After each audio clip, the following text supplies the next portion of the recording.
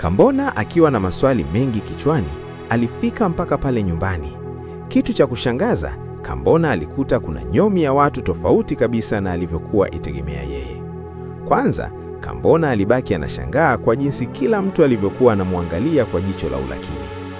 Kambona akiwa bado kaduaa, maaskari kama watatu walitoka ndani na kumweka chini ya ulinzi kwa tuhuma za kuondoa maisha ya mzee Shoka. "Jamani, mimi sijafanya hivyo. Ni majambazi walituvamia ndio waliofanya hivi." Kambona alijaribu kujitetea, lakini aliishia kupigwa virungu vya kutosha. Basi Kambona alichukuliwa na wale askari na kwenda kupakizwa kwenye ile karandinga ya askari. Yaani kijana Kambona hakupata hata muda wa kumwaga mzee Shoka. Gari ya askari ilikuwa inatembea kama inataka kupaa hivi. Yaani ulikuwa ni mwendo wa hali ya juu. Hatimaye mida ya saa 4 za usiku walifika mjini na Kambona alienda kutupwa mahabusu huku akiwa haelewi hatima yake. Kambona alijikuta ameanza kuwaza jinsi maisha ya gerezani yalivyo, maana alikuwa anajiona tayari anaenda kunyea debe kwa mara nyingine tena. Kambona alikaa pale kituoni kwa siku 3. Baada ya hapo, kesi ilipelekwa mahakani na yeye alienda gerezani kama mahabusu, huku akiwa anasubiri kesi yake isikilizwe. Kambona alikaa gerezani mwaka mzima akiwa kama mahabusu, maana kesi yake kila siku ilikuwa inapigwa tarehe kutokana na kukosekana kwa mashahidi na ushahidi wenyewe kwamba yeye ndio aliondoa maisha ya mzee Shoka. Baada ya huo mwaka mmoja, hakimu ambaye alikuwa anasimamia hiyo kesi aliona bora amwachie Kambona huru, kwa sababu aliona ni kesi ambayo haina kichwa wala miguu. Kwa mara nyingine, Kambona aliingia kitaani akiwa hana mwelekeo wowote. Yaani kijana Kambona alikuwa anajiona yeye ashazaliwa kwa ajili ya kuja kuwa masikini na kuteseka maisha yake yote, maana tangia azaliwe alikuwa hajawahi pata unafuu wa maisha. Kambona alitamani arudi kijijini, ila kuna akili ilimwambia akomae pale pale mjini, huenda akatoboa. Ilikuwa ni usiku mida ya saa 4, Kambona akiwa anakatiza mitaa na vichochoro, huku lengo lake likiwa ni kutafuta sehemu ya kujihifadhi. Akiwa anatembea huku yupo makini, mara alijikuta kaanza kusikia sauti za mtoto wa kike akiwa anaomba msaada, huku sauti ikiwa inamtoka kwa tabu mno.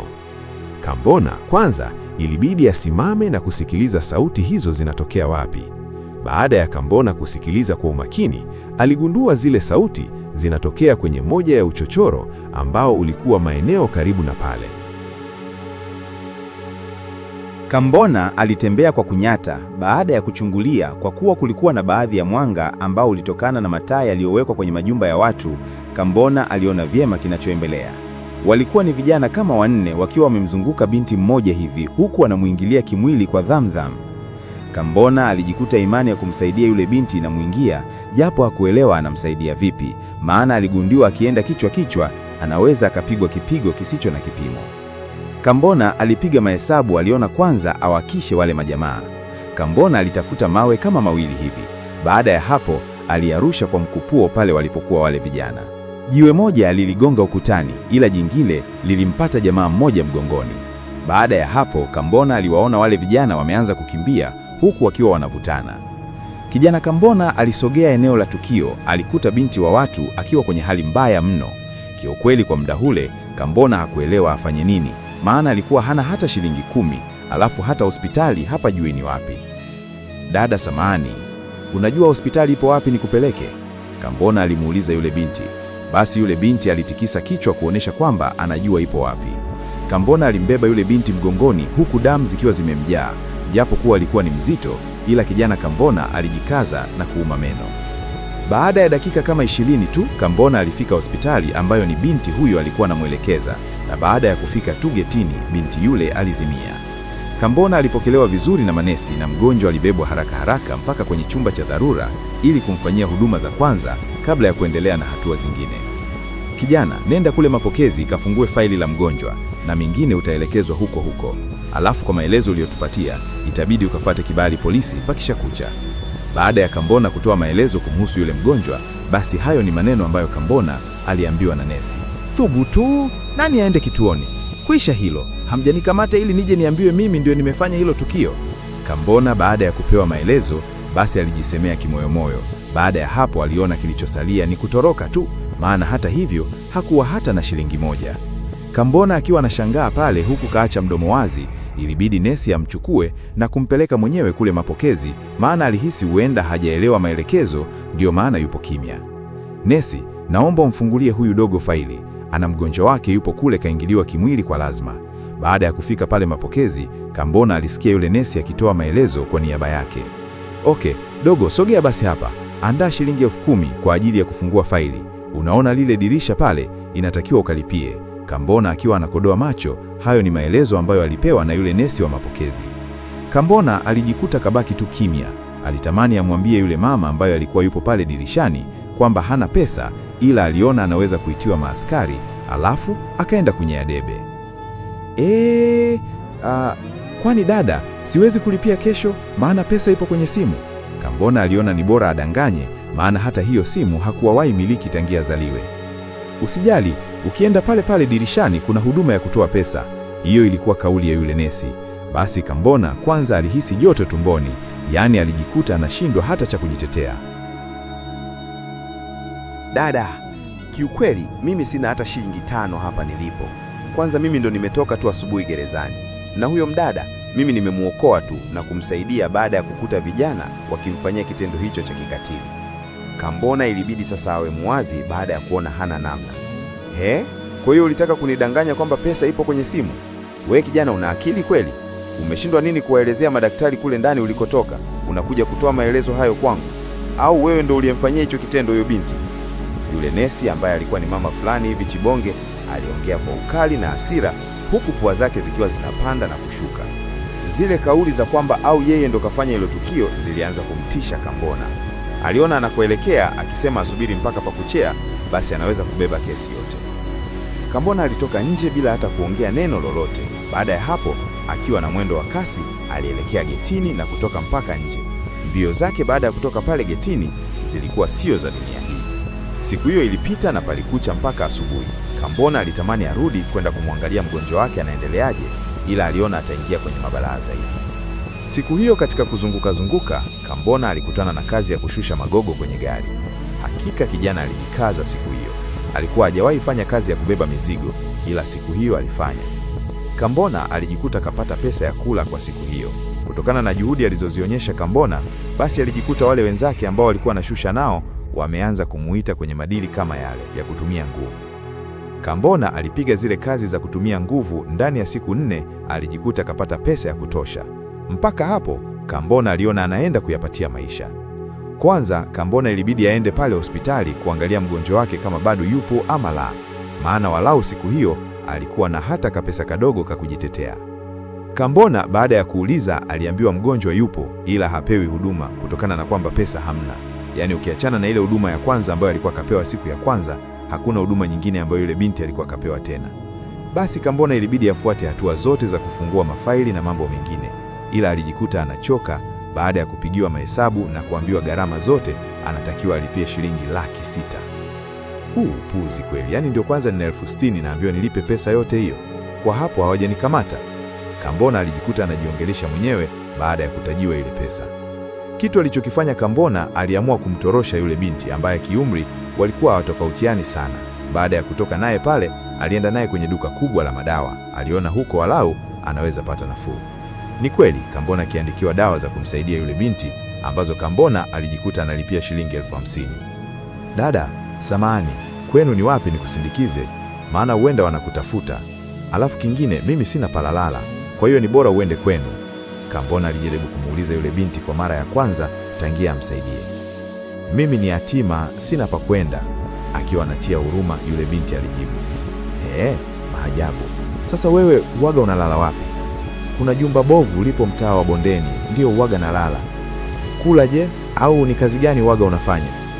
Mimi sina kazi maalum, uwaga nafanya kibarua chochote, na kikikosa nalala tu njaa. Kambona pamoja na kwamba naye alikuwa yatima na hana mazingira yoyote ya maana, alijikuta anamuonea huruma mno yule mdada. Yaani alitamani awe tajiri muda ule ule amsaidie yule binti, ila hiyo haikuwezekana.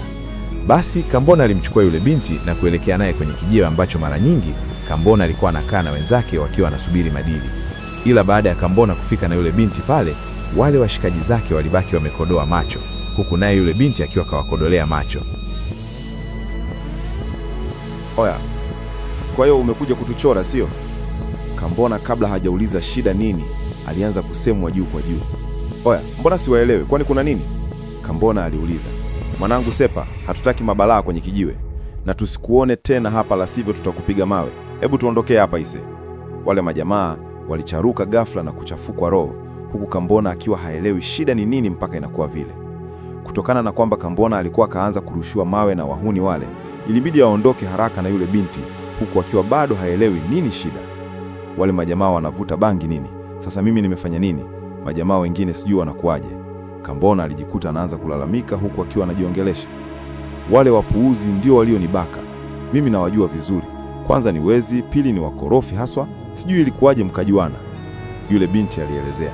Mpaka hapo Kambona ndio aligundua kwa nini wale washikaji zake wamezingua. Kumbe sasa wao ndio wenye makosa. Hasira zinatoka wapi sasa kama sio ushubwada tu? Alafu samali dada, unaitwa nani jina? Mimi naitwa Lisia. Yaani Lisia hivyo hivyo, huna ukoo? Mimi kiukweli siwajui wazazi wangu na ukoo pia siujui, yule binti alijibu, ila kwa namna alivyojibu kwa wasiwasi, Kambona aligundua kamdanganya kuhusu ukoo. Ila hakuzingatia sana kwa sababu hata hivyo aliona haimuhusu.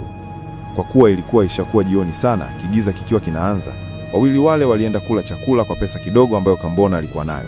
Baada ya hapo, walielekea huko kwenye majumba mabovu ambako ndio yule binti Lisia alikuwa anapenda kulala. Maisha mapya kwa Kambona akiwa anashirikiana kila kitu na Lisia yalianza. Wawili hao walijikuta wanaanza kuishi kama ndugu na kusaidiana kwa kila jambo. Yaani, japokuwa walikuwa wanaishi kwa mafungu, ila kila mmoja alikuwa anamjali mwenzake. Kambona kwa mara ya kwanza katika maisha yake alijikuta kapenda kupitiliza. Yaani Kambona alijikuta upendo mkubwa unazaliwa kwa Lisia, japokuwa halikuwa hajawahi mwambia. Na binti Lisia yaye alimchukulia Kambona kama kaka yake, kitu ambacho Kambona kwake ilikuwa tofauti kabisa. Basi siku hiyo Kambona na Lisia wakiwa wanatembea mtaa fulani ambao ulikuwa ni mtaa wa kitajiri tu kutokana na mijengo ambayo ilikuwepo huko, mara waliona kuna tangazo nje ya geti la moja ya mjengo. Tangazo lilikuwa linasema wanatafutwa vijana wa kiume 2 wa kazi ndogo ndogo za nyumbani. Kambona baada ya kuona hilo tangazo hakutaka kuchelewa, dakika ile ile alienda kugonga pale getini ili ajaribu bahati yake. Dogo, una bahati yani, tangazo ndo nimetoka kubandika, hata dakika 10 hazijaisha, wewe ushaliona. Ni kweli kazi zipo, ila vipi huyu mtoto wa kike naye anataka kazi? Maana hapa wanahitaji wa kiume tu. Hayo yalikuwa ni maelezo ya kufurahisha kutoka kwa mlinzi ambayo yalifanya Kambona meno yote yaonekane kana kwamba kapata kazi Ikulu. Kambona ilibidi apelekwe mpaka ndani na mlinzi, huku Lisia yeye akiwa kabaki pale pale getini. Kambona alikutana na bosi mwenyewe, aliulizwa baadhi ya maswali ya hapa na pale, ila bosi yule jina la Kambona lilimshitua kidogo. Baada ya Kambona kutoa maelezo kwamba yeye ni mzaliwa wa pale pale mjini, basi hapo bosi ndo wasiwasi ulimtoka na haieleweki ni kitu gani kilimshitua haswa. Kambona baada ya kupata kazi alijaribu kumwombea na Lisia, japokuwa ni wa kiume tu alikuwa anatakiwa, ila walimkubalia Lisia kuchukua ile nafasi kwa sababu yeye mwenyewe alijielezea kwamba anaweza kufanya kazi za kiume vyema kabisa. Maisha mapya kwa Kambona akiwa kwenye jumba la kifahari yalianza. Yaani katika vipindi vyote ambavyo Kambona amewahi kuwa na furaha, basi hicho kilikuwa ni kipindi mojawapo. Yaani Kambona alikuwa anajiona kuyapatia maisha kweli kweli, kutokana na kwamba bosi wao alikuwa ni muungwana. Basi siku hiyo Kambona alikuwa anapiga stori na mlinzi, na alikuwa anamuuliza baadhi ya maswali kuhusu familia ya yule bosi, maana ilikuwa ni zaidi ya mwezi tangia wafike pale, walikuwa wanamuona bosi wa kiume tu. Kwa hiyo afande, unataka niambie huyo mzee hana hata mke au watoto? Maana tangia nifike na muonanga yeye tu. Dogo, kwani wewe si unaona mjengo huu ni mpya kabisa? Ndio maana mliajiriwa ili mtengeneze bustani za hapa nyumbani vizuri. Huyu mheshimiwa ana familia, yaani ana mke na watoto 3, wa kiume 1 na wa kike 2. Na msiombee familia yake ihamie huku, maana wakorofi hao. Kumbe vipi sasa huku wana mpango wa kuhamia au hawana? Juzi nilikuwa naongea na bosi, alisema mwezi ujao wanaweza kuhamia hapa kwa sababu kuna hatua anazifanya kabla ya kuhamia kwenye mjengo huu. Hayo yalikuwa ni mazungumzo ya Kambona na mlinzi ambayo yalifanya Kambona agundue kwamba bosi wao ana familia. Maisha yaliendelea huku Kambona na Lisia wakiwa wanaishi vyema kabisa na kwa amani pale nyumbani. Kizaazaa na mabalaa yalianza baada ya familia ya bosi kuhamia rasmi pale nyumbani. Yaani Kambona na Lisia walikuwa hawapumziki. Kazi jumlisha matusi mazito mazito ilikuwa ndiyo ratiba yao ya kila siku. Pamoja na manyanyaso yote ya pale nyumbani, bado akina Kambona waliona ni bora kuishi pale nyumbani kuliko mtaani. Baada ya kupita miezi kama miwili, mtoto wa kiume wa yule bosi ambaye alikuwa nje za nchi kusoma, hatimaye alirudi na alienda kupokelewa na familia nzima uwanja wa ndege, huku pale nyumbani ikiwa inaandaliwa bonge ya sherehe ya kumpongeza kuhitimu masomo yake. Siku hiyo ilipita. Ilikuwa ni siku mpya ambapo pale nyumbani kulikuwa na pilikapilika nyingi za hapa na pale, na wageni mbalimbali walikuwa wanawasili kwa sababu ndio ilikuwa siku ya sherehe kumpongeza kijana wa huyo bosi kumaliza masomo yake. Siku hiyo Kambona na Lisia miili yao ilikuwa haina sekunde hata moja ya kupumzika kutokana na shughuli ambazo zilikuwa zipo pale nyumbani. Hakika ilikuwa ni bonge la mjengo kwa sababu mpaka kaukumbi ka kuandalia sherehe za familia kalikuwa kamejengwa. Basi mida ya jioni ilifika na sherehe zilianza, huku vyakula vikiwa vimepikwa na wapishi maalumu wa kukodiwa. Kazi ya kina Kambona ilikuwa ni usafi mule ndani, yaani kusafisha na kubeba vitu wanavyoelekezwa. Ila Kambona kuna kitu kilimshangaza mno baada ya kuona maandishi ya kuwakawaka mbele ya ukumbi ule ambao ulikuwa umejaa watu maarufu na vigogo. Pongezi kwa Kambona Belina. Hayo ni miongoni mwa maneno kati ya maneno mengi ambayo yalikuwa yanawaka kule mbele. Kambona alijikuta maswali yanakuwa mengi kuliko majibu. Kitu kilichokuwa kinamshangaza ilikuwa ni lile jina ambalo lilikuwa linaonekana pale, maana lilikuwa linafanana na jina lake kila kitu. Kambona hakuelewa ndiyo majina kufanana au kuna namna, ila alipojishtukia kwamba yeye ni mfanyakazi tu na haruhusiwi kukaa mule ndani kwa muda mrefu, aliamua kutoka.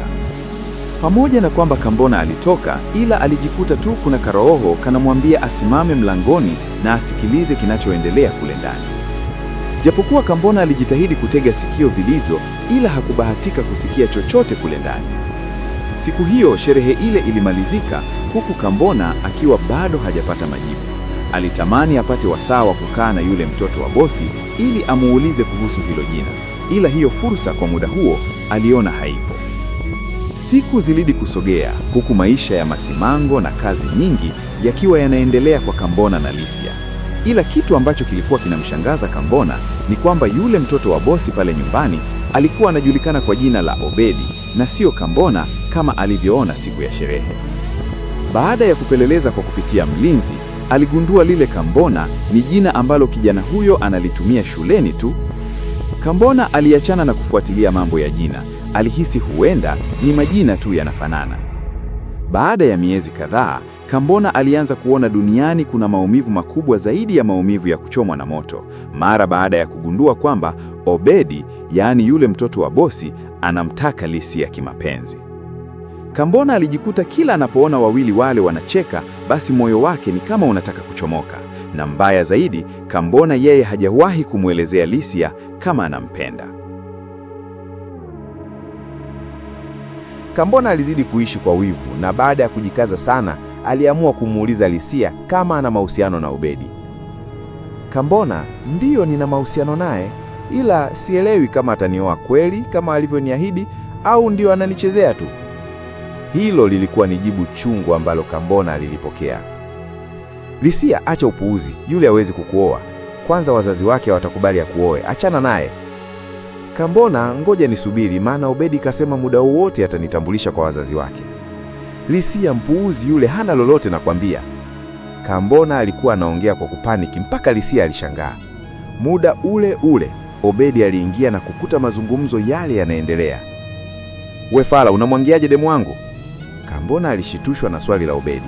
Kutokana na kwamba alikuwa ni mtoto wa bosi, ilibidi Kambona akae tu kimya. Alafu Kambona, nitakuja kukuvunja hicho kichwa kuingilia mambo yangu. Mpuuzi wewe, sijui hata hilo jina la Kambona ulilitoa wapi. Maana naona kinyaa jina langu la vyeti mpuuzi kama wewe unalitumia. Obedi mtoto wa bosi alikuwa kachafukwa mno, maana alikuwa ashasikia kila kitu ambacho Kambona alikuwa anamshawishi Lisia. Kambona alikaa tu kimya bila kujibu lolote. Majina mengine ya kipuuzi kweli. Sijui mzee naye alishindwa kununua jina lingine akanunua jina la kijingajinga kama hili. ambalo hata wapuuzi kama hawa wanaweza wakapewa. Kwanza potea hapa, sitaki nikuone hapa. Na ukiendelea na huo upimbi wako, hata kazi yenyewe itakushinda hapa ndani. Basi mtoto wa bosi aliendelea kupiga mikwara, ila Kambona alishituka aliposikia eti lile jina baba yake alimnunulia. Isije ikawa huyu ndo mpuuzi ambaye alinunua jina langu kama yule mwalimu alivyosema. Basi Kambona alipokuwa anaondoka pale, alianza kujiuliza maswali mengi ambayo hakupata majibu kwa muda ule. Ilipofika jioni, Kambona ilibidi amshawishi Lisia ili ampeleleze Obedi kuhusu lile jina, maana Lisia alikuwa karibu na Obedi muda mwingi. Zilipita siku 2, Lisia alipata majibu. Baada ya hapo alimwambia kila kitu Kambona kama alivyoambiwa na Obedi. Maelezo tu yalitosha kuthibitisha kwamba ile nafasi ya kwenda Ulaya, basi huyo Obedi ndio aliyepewa badala yake yeye. Kambona aliumia mno, ila hakuwa na namna kwa sababu ilikuwa ishapita na alikuwa hana anachoweza kufanya. Maisha yaliendelea kuwa ya manyanyaso, hasa kwa Kambona, baada ya kijana Obedi kugundua kwamba Kambona anamzungumza vibaya akiwa na Lisia. Baada ya mahusiano ya Lisia na Obedi kwa miezi 2 bila wazazi wala ndugu wa Obedi kujua, Lisia alipata ujauzito bila kupanga, na ulikuwa ujauzito wa Obedi. Ila mambo yalionekana kwenda mlama zaidi baada ya Lisia kumwambia Obedi lile swala, maana Obedi aligoma kabisa kuhusika na ule ujauzito, na Obedi alichoona ni kumpakazia Kambona. Basi Lisia naye alivyokichwa kibovu na alivyojua kuchanganua mambo, baada ya kuona Obedi anakataa ile mimba, aliona apeleke malalamiko kwa dada yake Obedi, ambaye naye alikuwa anakaa pale pale nyumbani. Yaani Lisia alijikuta hapo ndio anaharibu kabisa, maana lile swala lilifika kwa bosi. Pale ndani palikuwa hapakaliki. Ilikuwa ni jioni, binti Lisia aliitwa. Kwanza alipofika tu alijua lazima kuna jambo linaendelea, maana ni familia nzima ilikuwa imekaa pale, tena wakiwa na sura za kuua mtu. Ehe, Lisia, hebu eleza vizuri kuhusu huo ujauzito ulionao. Unasema wanani eti? Baada ya kufika tu Lisia aliulizwa swali na mama yake Obedi, na lilikuwa swali la mtego kwa binti huyo. Lisia bila wasiwasi alijibu kwa sababu alikuwa na uhakika 100% kwamba ile mimba ni ya Obedi. Kwanza, kabla Lisia hajamalizia kuelezea hata vizuri, alikula bonge moja la kofi mpaka udenda ulimruka. Unasemaje wewe paka? Una hadhi gani ya kutembea na kijana wangu? Yaani mmefanya upuuzi wenu huko na Kambona, mmeona sasa kisa hapa kuna pesa, basi umsingizie mwanangu. Mama Obedi aliongea kwa jaziba. Basi ilibidi kwanza Kambona akaitwe. Kambona naye kwa upande wake, akiwa anaendelea na kazi zake za kuweka bustani vizuri, mara alikuja kuitwa na mtoto wa bosi. Yaani kwa alivyoitwa tu, alijua huko ndani hakuna usalama. Kambona aliachia kifaa chake na kujisogeza ndani taratibu taratibu, huku akiwa anajikagua miguu yake vizuri. Baada ya kuona ana tope mguuni, kwanza alienda kunawa vizuri. Baada ya hapo aliingia ndani. Kambona kabla hajaambiwa alichoitiwa, alipokelewa na bonge la kofi kutoka kwa mama mtu. Baada ya hapo alipigishwa magoti chini, pale ambapo Lisia alikuwa kapiga magoti. Ehe, Kambona, hebu elezea kila kitu kuhusu mahusiano yako wewe na Lisia. Baba mwenye nyumba ambaye ndiyo bosi alimuuliza Kambona kistaarabu, na bosi huyo alikuwa anamkubali Kambona kutokana na lile jina lake kufanana na jina la kijana wake. Huyu mimi ni kama ndugu yangu, maana nilikutana naye tu mtaani na kuamua kuishi kama ndugu, Kambona alielezea kwa ufupi, huku akiwa hajui hata lile swala la ujauzito, maana Lisia alikuwa hata hajamwambia. Yaani imefanya yenu na kupeana ujauzito, mmeona umsingizie mwanangu, alafu saizi unasema mnaishi kama ndugu? Hivi una akili kweli wewe? Mama Obedi alidakia na kuongea kwa jaziba, huku akitamani kumwasha Kambona kofi jingine. Mimba? Lisia una mimba kwani? Kambona aliuliza kwa mshangao. Unauliza nini Kambona, wakati wewe ndio uliampatia na ulikuwa unalala naye kila siku kwenye banda lako? Obedi alidakia na kuropoka kauli ambayo ilifanya Kambona amkate jicho. We, hilo jicho unamwangalia nani? Unamwangalia mwanangu hivyo? Unataka kummeza? Jamani, kama kweli Lisia ana mimba, basi ni Obedi, maana yeye ndo alikuwa na mahusiano naye na kila siku alikuwa pamoja, Kambona alielezea. Kambona, dharau spendi ujue, au kwa vile nilisema majina yetu yanaendana ndo nataka uanze kunizoea, sio? Mimi nilikuwa na mahusiano na Lisia wapi na wapi?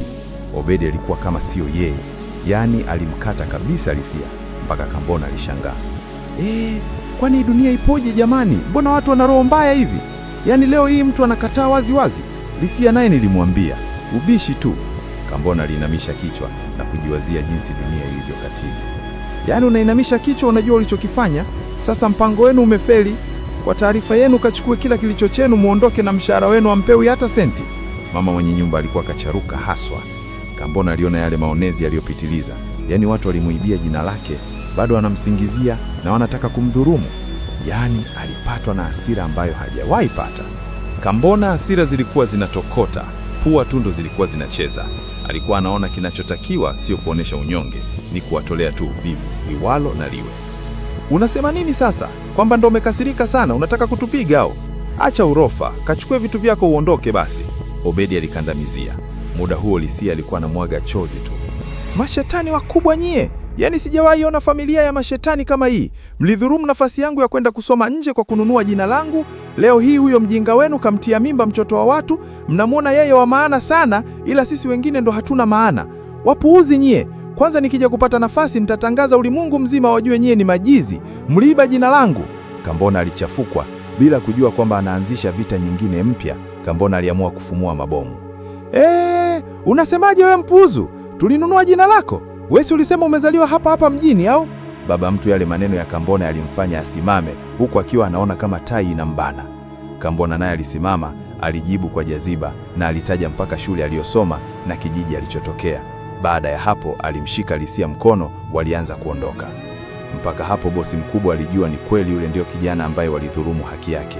Yaani bosi alihisi joto la ghafla mwili mzima. Aliona bila kufanya kitu, basi anakoelekea anaweza kuja kuumbuka.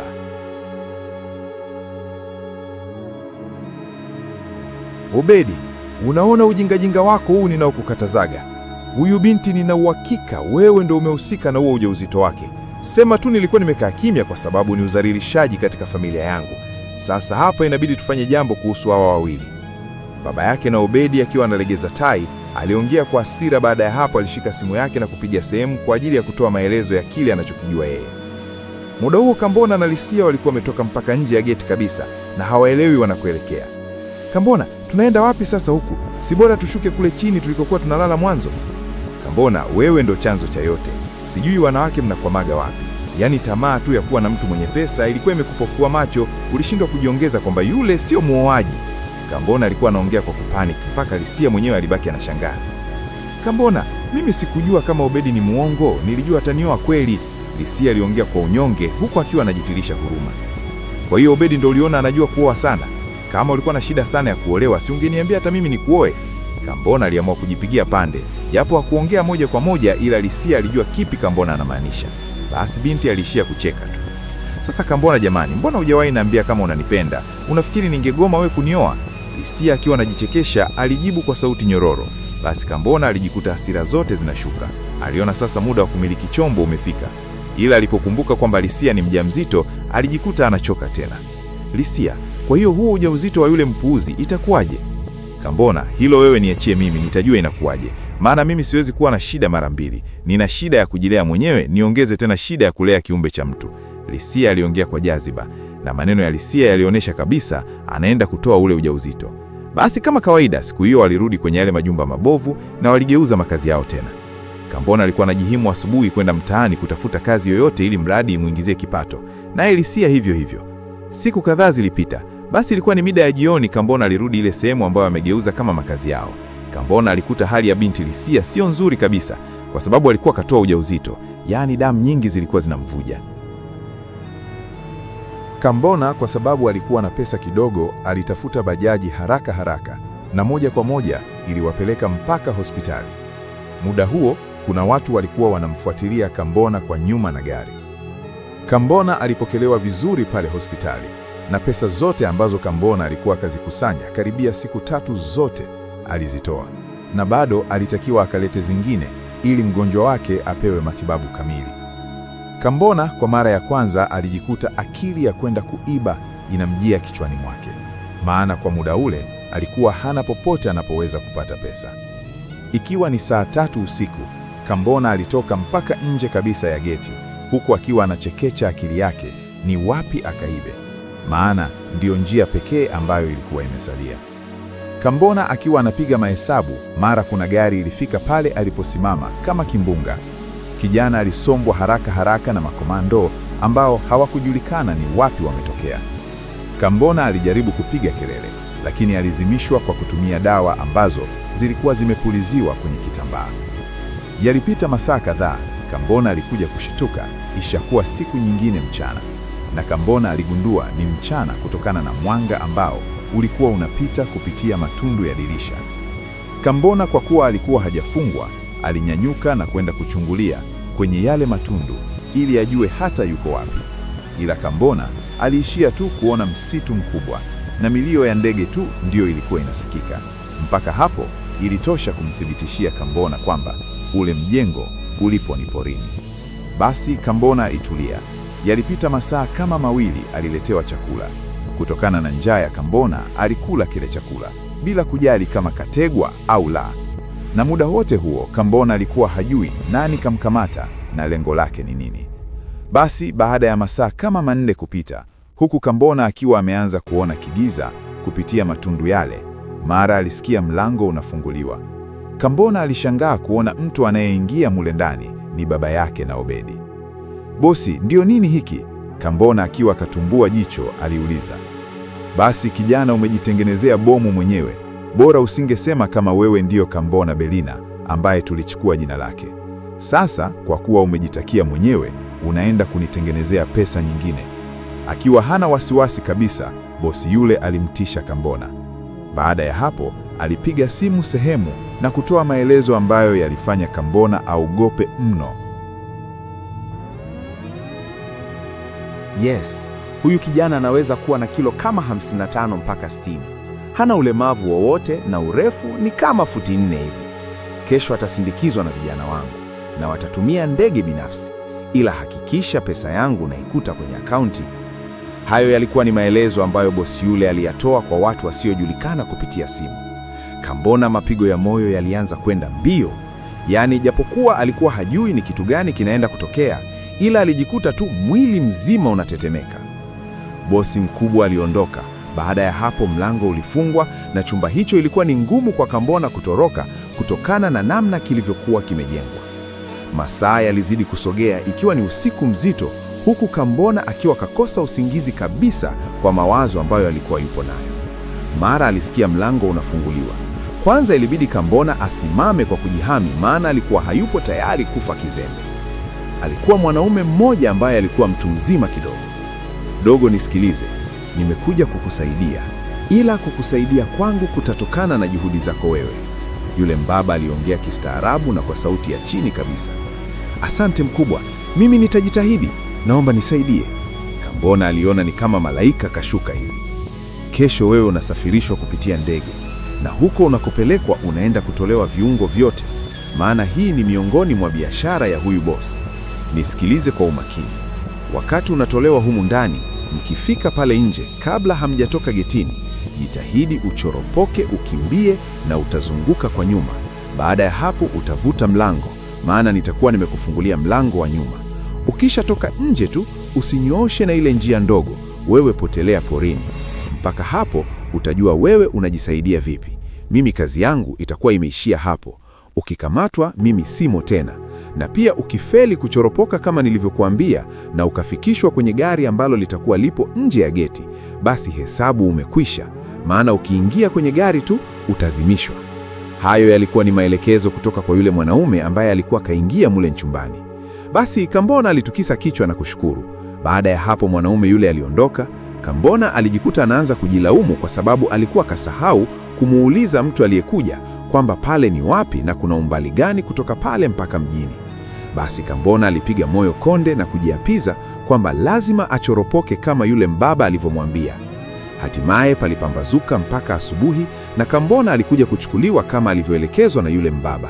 Ila baada ya kufika nje, Kambona alikuta utaratibu ni tofauti, kwa sababu gari ambayo ilidaiwa itapaki nje ya geti ilikuwa imeingia mpaka getini na kulikuwa na watu wa kutosha pale nje, tofauti na maelezo ambayo Kambona alikuwa kapewa. Basi Kambona alikuwa kashikwa vilivyo na alipelekwa mpaka ndani ya gari ambayo ilikuwa nyeusi. Kambona alikumbuka maneno ya yule mwanaume kwamba akiingia kwenye gari basi kaisha.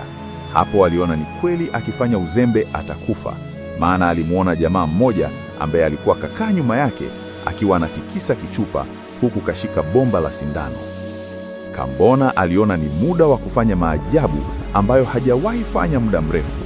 Na Kambona alikuwa hajawahi onyesha sehemu yoyote kama anaweza kufanya mambo ya kiushirikina. Na Kambona alikuwa hataki kabisa kutumia uchawi ambao alikuwa amejifunza kutoka kwa mzee Shoka. Mungu Baba, utanisamehe. Niliapa kutotumia nguvu hizi hapa duniani na ahera, ila naomba japo kwa leo nizitumie, Kambona alijisemea kimoyomoyo. Muda huo jamaa wa nyuma alikuwa anaiandaa sindano ya dawa kwa ajili ya kumzimisha Kambona. Kambona alifanya anavyojua yeye. Mara ghafla ndani ya lile gari moto ulianza kuwaka bila kueleweka umetokea wapi, na moto ulikuwa unaunguza haswa. Yaani kila mtu alitafuta njia ya kutokea ndani ya gari, na walimsahau Kambona mule ndani. Kambona naye alichomoka ndani ya lile gari kama mshale. Baada ya hapo spidi tu ndio zilitumika. Hakupenda atumie tena nguvu za giza. Kambona alizunguka mpaka upande wa nyuma, na kweli alikuta mlango upo wazi. Wale walinzi walikuwa wanamfuata Kambona taratibu taratibu, tena kwa dharau, wakiwa wanajua hakuna anapoweza kwenda, kwa sababu alikokuwa anakimbilia Kambona kulikuwa hakuna njia ya kupita. Walinzi walibaki wamekodoa macho baada ya kukuta mlango upo wazi. Hapo ndipo walipoongeza spidi. Baada ya kutoka nje hawakumuona mtu. Kutokana na mazingira, waliamini Kambona lazima kanyoosha na kinjia ambacho kilikuwepo huko nyuma. Walianza kufukuzia kufuata hicho kinjia. Muda huo Kambona alikuwa ndani ya msitu mnene, huku akiwa haelewi ni msitu upi. Hakika siku hiyo Kambona alizunguka haswa ndani ya msitu ule, na wala hakuona njia ya kumtoa kwenye ule msitu. Baada ya kuzunguka sana, alijikuta anarudi tena yale yale maeneo ilipo ile nyumba. Hapo Kambona aliona ni bora atumie ile barabara inayokuja kwenye nyumba ile ambayo ilikuwa ipo porini. Kwa kuwa giza lilikuwa limeanza, Kambona alizunguka mpaka upande wa mbele. Basi alichokifanya, ile barabara ambayo magari ndiyo yalikuwa yanapita kuja pale, alianza kuifuata kule kule inakotokea. Kambona alitembea kama nusu saa hivi, hatimaye alifika ilipo barabara ya lami, na kwa mbali alianza kusikia miziki na midundo ikionekana mjini hapajabaki mbali. Kambona alikuwa anatembea huku anakariri mazingira. Baada ya kutembea nusu saa tu, Kambona alifika mjini. Mpaka hapo Kambona aligundua kumbe alipokuwa kafichwa sio mbali na mji, bali ni nje kidogo tu ya mji. Kambona alitafuta sehemu ya kupumzika. Baada ya hapo, kulipokucha, safari yake ilimpeleka mpaka hospitali alipokuwa kamwacha Lisia. Kambona anavyofika tu pale hospitali, alipishana na ile gari ambayo ilimteka yeye, na aliikumbuka vyema kabisa gari ile. Mpaka hapo Kambona alichezwa na machare. Haraka haraka alikimbilia ndani kwenda kuuliza, "We ni mpuuzi. Yaani ulimleta mgonjwa wako hapo ukamtelekeza, saizi unauliza yuko wapi? Kwa taarifa yako kuna ndugu zake wamekuja sio muda. Wamelipa pesa ambayo ilikuwa imesalia, wameondoka naye." Hayo ni maelekezo ambayo Kambona alipewa na yule daktari. Kambona alijikuta anachanganyikiwa. Kwanza, kituo cha kwanza ilikuwa ni kituo cha polisi kwenda kuripoti. Kambona alitoa maelezo kwa askari na alidaia anafahamu mpaka eneo ambalo mateka kapelekwa. Basi askari kama 5 hivi walimchukua Kambona, walichukua gari, safari ya kuelekea huko anakokusema Kambona ilianza. Walitumia dakika 45 tu kufika kwenye nyumba hiyo ambayo ilikuwa imejengwa porini kabisa. Ila kabla hawajazama mule ndani, simu ilipigwa kwa kiongozi wa msafara, na ilikuwa inatoka kwa mkuu wa kituo akiwataka wale askari warudi mara moja, na ikiwezekana wamwache Kambona pale pale nje, yaani ilikuwa ni amri. Basi wale askari kwa kusikiliza amri ya mkubwa wao, waliamua kumshusha Kambona pale pale nje ya ile nyumba ile. Baada ya hapo waligeuza na kuondoka. Kambona aliona kama maajabu, na Kambona hakuambiwa neno lolote zaidi ya kusema ashuke kwenye gari. Yaani kwa mazingira yale, Kambona aligundua kwamba wale askari wamekuja kumkamatisha kwa wabaya wake. Kambona akiwa anataka kuanza kuondoka, huku maswali mengi akiwa yamemtawala kichwani, mara walitoka vidume vitatu. Kwa mara nyingine Kambona aliwekwa chini ya ulinzi, na awamu hii aliongezewa na kipigo cha maana juu. Kambona alibebwa na kwenda kutupwa kwenye chumba kile kile alichokuwemo mwanzo, na awamu hii ilikuwa tofauti kwa sababu alikuta Lisia naye katupwa mule ndani. "He, Kambona ni wewe? Umekuja kufanyaje huku? Wewe si ulinitelekeza hospitali?" Lisia akiwa na chuki na Kambona alianza kulaumu. Basi ilibidi Kambona aelezee kilichotokea mpaka yeye kutoweka hospitali. Basi wawili hao walijikuta wanaishia kumwaga tu machozi, maana kila baya na mateso duniani walihisi wameombiwa wao. Kambona, mwenzako naogopa. Wale walionikamata nimewakumbuka vyema kabisa. Wawili miongoni mwao ndio waliondoa maisha ya wazazi wangu. Lisia aliongea kauli ambayo ilifanya Kambona ashituke kidogo. Hey, Lisia, ina maana mwanzo ulinidanganya. Wewe si ulisema wazazi wako huwajui? Kambona, nilikudanganya kwa sababu mimi nilikuwa simwamini mtu. Na kabla ya kifo cha baba, alisema nisimwamini mtu. Lisia akiwa na mwaga chozi, alitoa maelezo. Hey, sasa kwa nini waliondoa maisha ya wazazi wako jamani? Mbona watu wana roho mbaya hivi?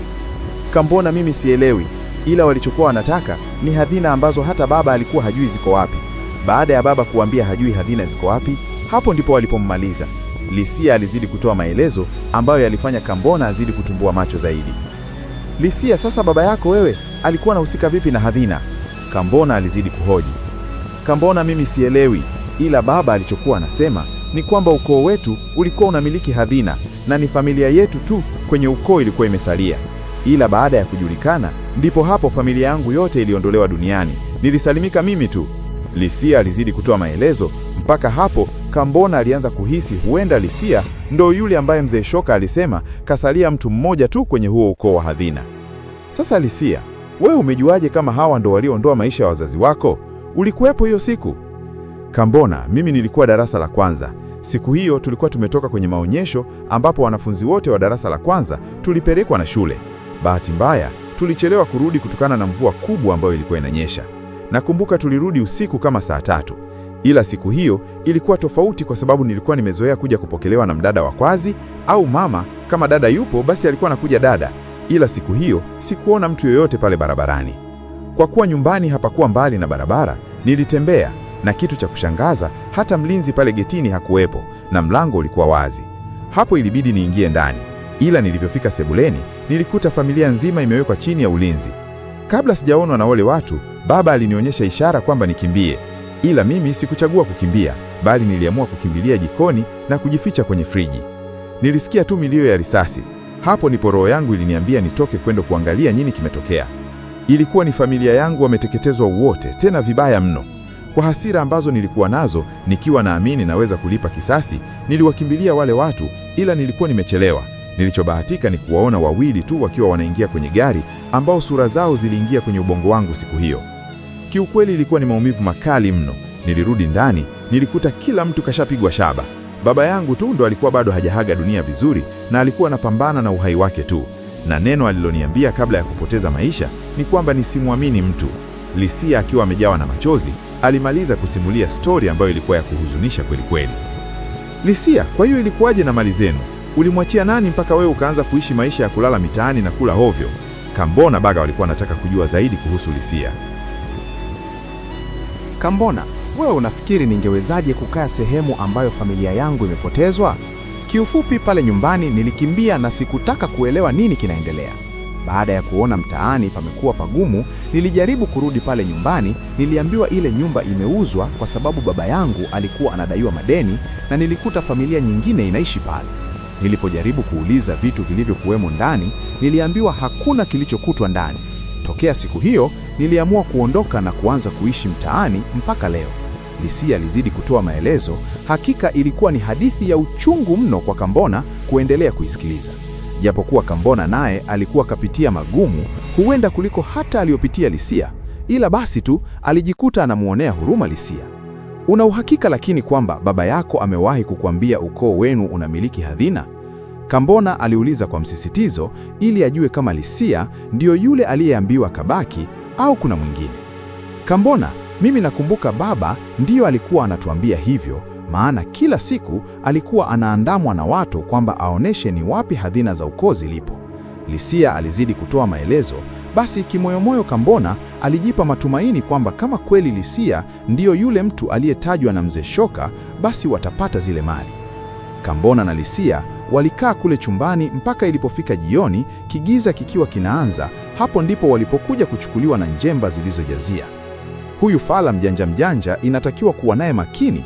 Basi wakiwa wanawaondoa mule ndani, kuna njemba iliwaambia wenzake wawe makini na Kambona, maana alikuwa kuchoropoka mara ya kwanza na kutoroka. Kama kawaida, Kambona na Lisia walienda kupakizwa kwenye gari moja aina ya haisi. Baada ya hapo, njemba za kutosha kusindikiza msafara zilipanda mule ndani.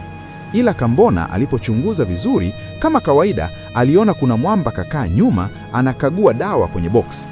Kambona aliona plani ni ile ile, kutumia nguvu alizonazo, japo alikuwa hapendi kuzitumia hasa mbele ya watu. Katika hali ambayo haieleweki, wakiwa mule ndani ya gari, mara kuna nyuki zilivamia kutokea kusikojulikana, na nyuki zilikuwa zimechafukwa balaa, yaani zilikuwa zinang'ata kama haziji kung'ata tena. Wale walinzi wote baada ya kuona maji yanazidi unga, walichomoka ndani ya gari na kuanza kukimbia hovyo hovyo. Lisia, kaa usikimbie. Kambona baada ya kuona Lisia anataka kutoka ndani ya gari, ilibidi amwambie atulie pale pale alipo.